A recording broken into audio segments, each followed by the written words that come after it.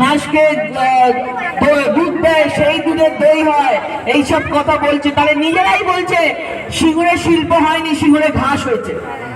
মমতা ব্যানার্জি বীজ ছড়িয়েছে আর ঘাস ফুল বেরিয়েছে, আর সেই ঘাস গরু খাচ্ছে। তো নিজেরা বলছে যে সিঙ্গুরে কোনোদিন শিল্প হয়নি। আজকে অন্য জায়গায় দেখুন, আজকে ন্যানো কারখানা, টাটার কারখানা আজকে গুজরাটে চলে গেছে। আজকে এইভাবেই শিল্প চলে যাচ্ছে। আমরা কথা দিয়েছি আমাদের সরকার এলে, আজকে আমাদের পুরোপুরি ভাবে ভারতীয় জনতা পার্টির সরকার বাংলার বুকে এলে আমাদের এই টাটা কারখানাকে আমরা ফিরিয়ে আনবো। কারণ এখন সবাই চায়, যারা কৃষক যারা খেতি করেছে তারা চায় তাদের ছেলেমেয়েরা চাকরি করুক, তাদের ছেলেমেয়েরা ফ্যাক্টরিতে কাজ করুক, তারা তাদের মতো কষ্ট না করুক। সেই জন্য আমরাও চাই যে সিঙ্গুরে আবার যুব সমাজের চাকরি ফিরে আসুক। এই হচ্ছে আমাদের বাংলায় মহিলা মুখ্যমন্ত্রী থাকতে মা বোনেদের সম্মান।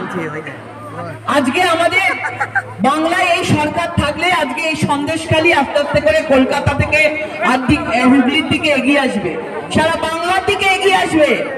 সন্দেশখালীর মা বোনেরা আজকে তাদের নিজেদের পরিবারকে বাঁচাচ্ছে, বাঁচানোর জন্য আওয়াজ তুলেছে।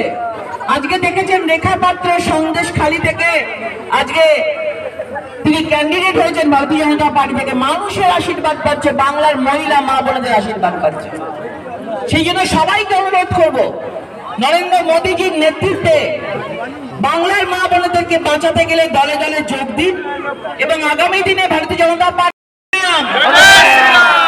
ওইখানে গাছের তলায় দাঁড়িয়ে আছেন।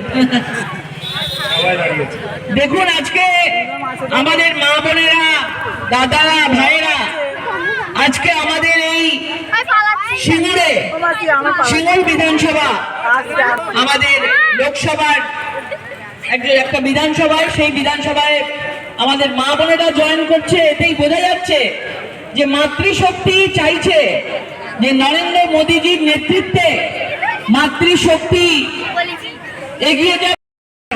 আজকে আমাদের সঙ্গে যোগদান করছি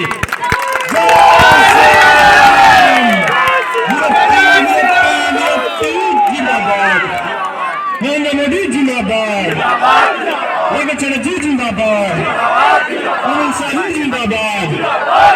আজকে যোগদান মেলায় দলে দলে যোগ দিন। আজকের